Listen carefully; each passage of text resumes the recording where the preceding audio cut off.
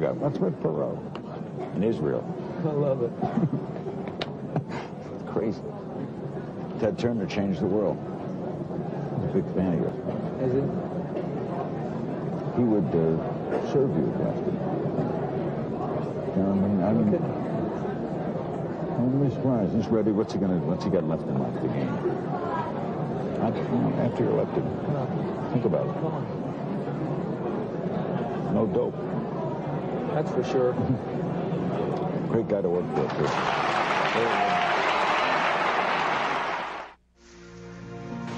So to speak. PC. Forward. So to speak. Get on. PC. Going. Forward. So to speak.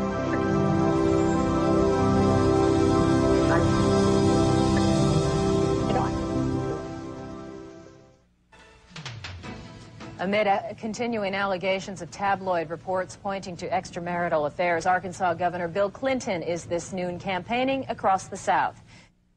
Hello, Mike. Everybody in America who's had problems in their marriage, who either wound up divorced or who got back together, votes for me. I'm a shoo-in. Can you hear me? I figure if everybody in Maryland who's ever had trouble in their marriage and they're still together, or who's ever been divorced votes for me, I'm a shoo-in. Hello? And you know, if every American couple who's either been divorced or had problems and stayed married votes for me, I'm a shoo-in for re-election. I think the American people are smarter than the pundits. Before Clinton was shooed into office, he had to compete against a host of other Democratic candidates. The media focused on 4 of these candidates, but Larry Agron was a 5th candidate the press did not report on. There's no makeup here? During the 1992 U.S. Conference of Mayors, the New York Times reported that, quote, dozens of mayors seem to agree on one thing. The single candidate who truly understands urban needs is Larry Agron, unquote. They promised to bring this stuff over. None of the networks mentioned Agron's presence at the convention. How about if I run over that Super Saver? One of Agron's staff had to run over to the Super Saver and buy some makeup because the network had broken its promise to provide it. This was typical of the media's treatment of Agron. When he appeared at this Democratic Candidates Forum, this Associated Press photo simply cropped Agron out of the frame. During the New Hampshire primary, the TV news reported the polling numbers of the top 5 Democratic candidates: Brown, Clinton, Harkin, Kerry, and Tsongas. When Agron moved into a 3-way tie with Harkin and Brown with 2% of the vote, most of the TV news didn't mention Agron. The day Bill Clinton captured what may have been the most valuable airtime of the entire election, as he spoke to 50 million viewers about his alleged affair, was the same day that a poll showed Agron's support at 4%. He had passed Brown and was the 5th leading candidate. When ABC's Sunday Evening News reported this poll, they simply deleted Agron entirely by not reporting his candidacy. During the New Hampshire primary, Agron's only live commercial TV appearance was through this satellite feed to ABC's Nightline. But the Nightline program wasn't directly about the election. When Agron complained to news executives about his lack of coverage, he was told he had not earned the right to media exposure because he had not received enough media exposure. And on stage, the 5 major contenders for the Democratic presidential nomination. Although Agron was on the ballot in nearly half the country, he was barred from most televised debates, including this one sponsored by the League of Women Voters. He couldn't meet one of the League's main criteria, which was, quote, recognition by the national media as a candidate meriting media attention, unquote. Good evening and welcome to the Democratic presidential candidates debate on urban America. Agron wanted to debate on urban America, calling for a 50% cut in defense spending and the reinvestment of some of that money into America's decaying cities. We are going to be coming to you, live from Lehman College, and you'll hear a bit of a disturbance in the background, but we'll go on with that in any case. The disturbance is Larry Agron, asking to be included in the debate so that he can explain his plans for defense cuts and urban revitalization. Transfer of President Ferdinand Ferrer, and Mr. President, I suggest you wait for just a moment till the man is quieted or chooses to quiet down. All right, Mr. Ferrer. Agron was quickly arrested. His court date fell on the first day of the Democratic National Convention. During this campaign, but very little said about the problems facing America's cities. Tonight, we'll change all that. Without media exposure and the debates, Agron couldn't quickly receive federal campaign funds, and his candidacy lost momentum. You look all right on camera. What's that? You look all right. There's no hot spots. Really? Okay. Well, you usually got a mustache that shows through here. Okay, Why don't you go get some stuff, Mike? I am going to go. Oh, yeah. There we go. Campaign funds. The Democratic Party refused to include Agron in the debates or speak to the networks on his behalf. Agron talked about his exclusion, saying, "I've challenged my own party for its continuing complicity in Cold War thinking, Cold War rhetoric, and Cold War budgets." To restore order right now, there are 3,000 National Guardsmen on duty in the city of Los Angeles. Another 2,200 stand ready to provide immediate support. So to speak. PC. Forward. So to speak. PC. Join. Forward. Oh, what a beautiful morning. In 1992, the networks had their own solutions for urban decay. This morning we're here looking for solutions. CBS looked for solutions at LA's Martin Luther King Hospital. Well, a hospital like Martin Luther King can see more trauma than all of Western Europe does in a year. In fact, there's so much trauma there that the U.S. Army sends its combat surgeons there so they get a sense of what these very severe wounds were like. In fact, when I was in the Gulf War, a number of the senior combat surgeons had trained right here at Martin Luther King Hospital. Dr. Bob, thanks. Before he went on air, part of Dr. Bob's diagnosis was cut out because it was too obtuse. Yeah, so what's your impression? Because my impression is, you know, places like South Central LA, around the country, look more and more like real third world countries, or third world countries without the hope.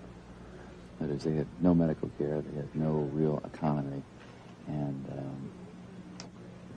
yet in a third world country, it's developing. There's some onward development. There's some vision for the future. Well, your impressions of the medical care are you talking about? I think that gets too obtuse. If I were to ask about the level of the trauma care here has always been considered superior, has it not, to other parts of the country? Cook, count 30 seconds. It's the best, you know, Why don't I gunshot. say something like that? Okay. As the conditions of the cities became obtuse to the networks, they turned to the suburbs to render a verdict on the campaign. And later, eye on the campaign. You will see and hear some of the suburban voters who may very well decide this election.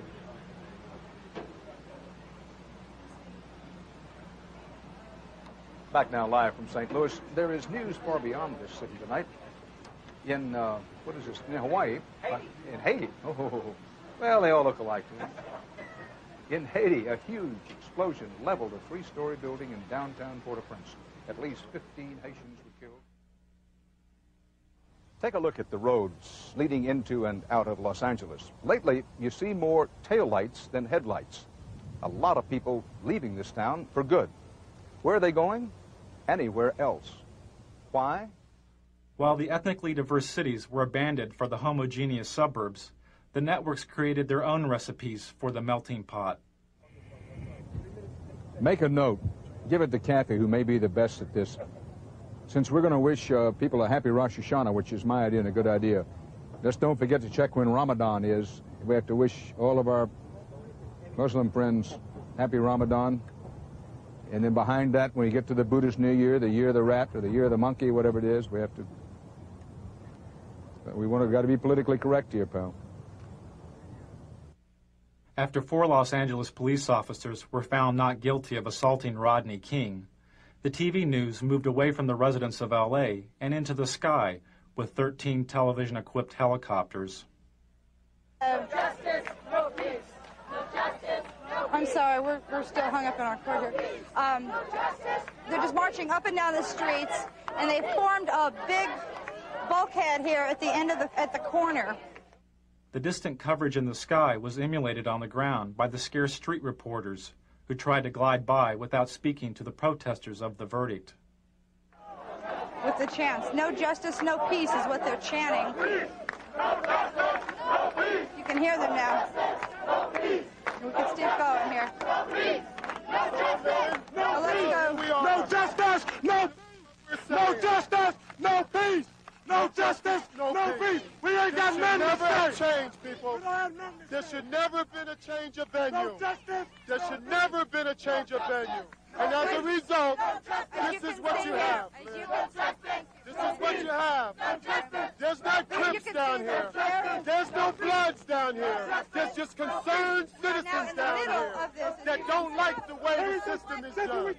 This is what we're talking about. Could you tell me, sir, could you tell me? Could you tell me? The police are closing in. They're trying to surround us. Okay, they're off. No justice. You did that, they cut us. Huh? They cut us when you did that. No justice, no peace. The voiceless scenes from South Central LA, where nearly 50% of the children live in poverty, was contextualized by the $600,000 a year TV news anchors. As the looting goes on in a senseless fashion, people arguing for sanity on the one hand, simultaneous looting in a random fashion for things that people can't even use. 25 years ago, the media's coverage of the riots in the Watts area of Los Angeles was called racially divisive by the federally empowered Kerner Commission. The commission was formed in order to find the root causes of the urban violence of the late 1960s. It found that one cause was the massive economic collapse and poverty of the cities.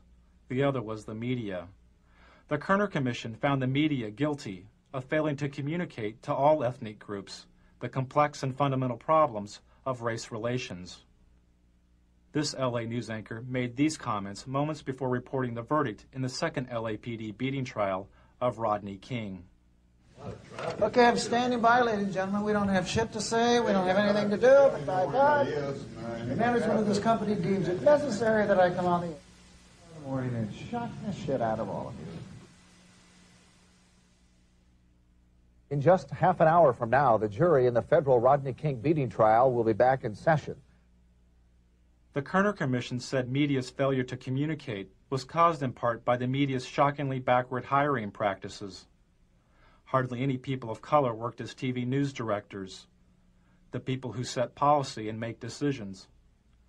Television responded to the criticism by hiring cameramen, clerks, and makeup artists that were African American, Latino, and Asian American. For each of these ethnic groups, the number of TV news directors is a few percentage points above zero since the Kerner Commission's verdict 25 years ago.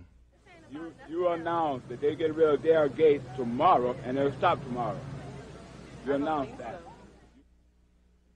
As the networks covered over the voices from LA, the candidates told the story of their own. I felt anger. I felt pain. I thought, how can I explain this to my grandchildren? This was very effective. Yeah. What?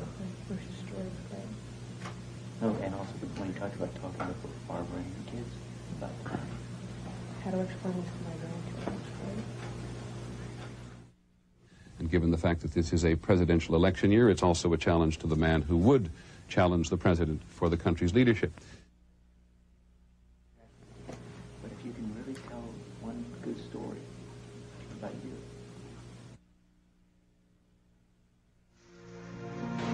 So to speak. PC. Forward.